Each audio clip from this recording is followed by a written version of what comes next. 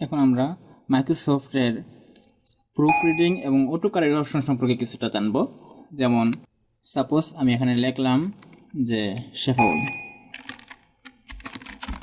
শেফাউল, আমি স্পেস দিয়ে দিলাম। কিন্তু আমি প্রথমে যেই লেটারটা লিখছিলাম এস, সেটা ছিল হচ্ছে স্মল লেটারের, কিন্তু ও এটাকে একটা নাম ধরে অটো কারেকশন করে এটাকে আমাদের যেহেতু সেন্টেন্সের প্রথম লেটার, সুতরাং এটাকে ক্যাপিটাল লেটার করে দিচ্ছে। তো এরকমভাবে আমাদের আরও কিছু প্রুফ রিডিং আছে। যেমন আমি যদি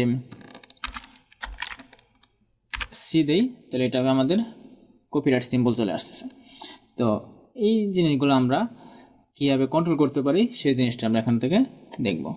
তো প্রথমে আমরা যাই সেখানে ফাইলে ক্লিক করার পরে আমরা যদি এই নিচে যাই যে অপশনে যাওয়ার পরে আমরা দেখতে পাবো যে এখানে আমাদের আছে প্রুফিং আছে। আমরা যদি প্রুফিং সেটিংসে যাই তো এখানে আমাদের এই জিনিসগুলো হচ্ছে আমাদের ডিফল্ট সেট করা আছে। যে প্রথম হচ্ছে ignore words in upper case, আমাদের আপার কেসের ওয়ার্ডগুলা ও ইগনোর করবে। When correcting spelling in Microsoft Office program, এই জিনিসগুলো হচ্ছে আমাদের এখানে করবে। Ignore words that content number, যে নাম্বারগুলো হচ্ছে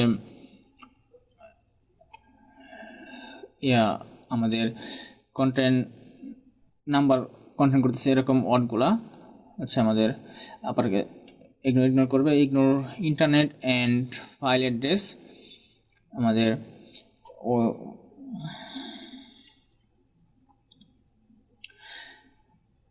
এখানে ব্যাপারটা হচ্ছে আমরা যখন কোনো কারেক্টিং স্পেল কারেক্ট করবে তখন হচ্ছে যখন আপার কেসের কোনো ওয়ার্ড থাকবে তখন সেটা হচ্ছে ও কারেক্ট করবে না। কারণ আপার কেস থাকলে ও মনে করবে যে এটা কোনো বানান হচ্ছে কোনোটা নামের বা কোনো একটা ফিক্স বানান, যেটা হচ্ছে যেটা লেখা আছে সেটাই ঠিক, সুতরাং এটা ও ইগনোর করবে। তারপরে যদি কোনো ওয়ার্ড কন্টেন্ট নাম্বার, যে নাম্বার সহ যদি কোনো ওয়ার্ড থাকে সেটাও ও কী করবে, ইগনোর করবে। এরকম কিছু অপশান আছে যেমন হচ্ছে ইমেল অ্যাড্রেস, ইন্টারনেট অ্যাড্রেস, এই রিলেটেড কিছু হচ্ছে আমাদের এখানে অন করা আছে। তারপরে এখানে আর কিছু অপশান আছে। তা আমরা মূলত যেটা দেখতে যাচ্ছি সেটা হচ্ছে আমরা অটো কারেক্ট অপশন যেটা আছে, অটো কারেক্ট অপশন এখান থেকে আমরা যদি ভেতরে যাই তাহলে এখানে দেখতে পাচ্ছি show auto correct option button. আমরা অটো কারেক্ট অপশনের পরে যে বাটন দেখছিলাম আমরা, যে কোনো একটা জিনিস অটো কারেক্ট করছে তার পাশে আমাদের বাটন ছিল যে এটা কি আমরা অফ করতে চাচ্ছি না ইগনোর করতে চাচ্ছি, এটা জিনিসটা আমাদের এখানে শো করবে, কারণ এটা হচ্ছে আমাদের অন করা আছে। তো এরকমভাবে হচ্ছে কারেক্ট টু ইনিশিয়ালাইজ ক্যাপিটাল, যেমন আমি যদি ক্যাপশন লক বা শিট বাটনটা যদি একটু লং টার্ম প্রেস করে রাখি যাতে দুইটা লেটার একসাথে ক্যাপিটাল হয়ে গেছে, তখন কি হবে আমাদের এটা কারেকশন করে জাস্ট একটা লেটার আমাদের ক্যাপিটাল রাখবে। তো এই কিছু এখানে অপশন আছে। ক্যাপিটালাইজ না নেমস অফ ডেজ, নাম মানে হচ্ছে কি দিনের নাম যেগুলো আছে স্যাটারডে সানডে, এই জিনিসগুলো হচ্ছে আমাদের ও ক্যাপিটালাইজ করবে। এই কিছু অপশন এখানে আছে। টেবিলের ফার্স্ট লেটার, তারপরে সেন্টেন্সের ফার্স্ট লেটার। তো আপনি যদি চান তাহলে এখান থেকে এক্সেপশনগুলো সেট করে দিতে পারবেন। তারপরে replace text as your type, এখানে হচ্ছে আমি যে কিছুক্ষণ আগে যেটা দেখছিলাম যে কপিরাইট সিম্বলটা, যে ফার্স্ট ব্র্যাকেট সেকেন্ড ব্র্যাকেটের মাঝখানে যদি সি থাকে তাহলে এটা কপিরাইট সিম্বল হিসাবে এড করে নেবে। আপনি যদি চান আপনার নামের নিয়ে একটা শর্টকাট এখানে তৈরি করবেন তাহলে সেটা এখানে তৈরি করে রাখতে পারেন। যেমন আমি দিলাম হচ্ছে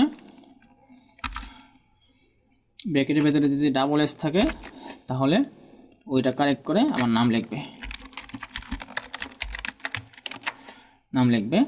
আমি এটা দিয়ে দিলাম। তো আমি এখানে ওকে চেপে আমরা দেখি এক্সপেরিমেন্টটা সঠিক হয় কিনা। ওকে, তো এখন আমি যদি এখানে লিখি তাহলে দেখেন আমার নামটা এখানে চলে আসছে। তো এরকমভাবে আপনার এই অপশন থেকে প্রুফ রিডিং থেকে বড় বড় কোনো নাম বা সেন্টেন্স যেটা আপনার বারবার লেখা লাগবে, কোনো কোম্পানির নাম, এইগুলো শর্টকাট যদি ক্রিয়েট করে রাখেন তাহলে আপনার অনেক সময় এখান থেকে বেঁচে যাবে। তো এই হচ্ছে মাইক্রোসফট খুব একটা অসাম সফটওয়্যার। এখান থেকে আমরা অনেক ধরনের শর্টকাট, টাইম কনজিউমিং এবং ওয়ার্ডকে সুন্দরভাবে প্রসেস করার প্রসেস সম্পর্কে আমরা এই পর্যন্ত জেনে আসলাম।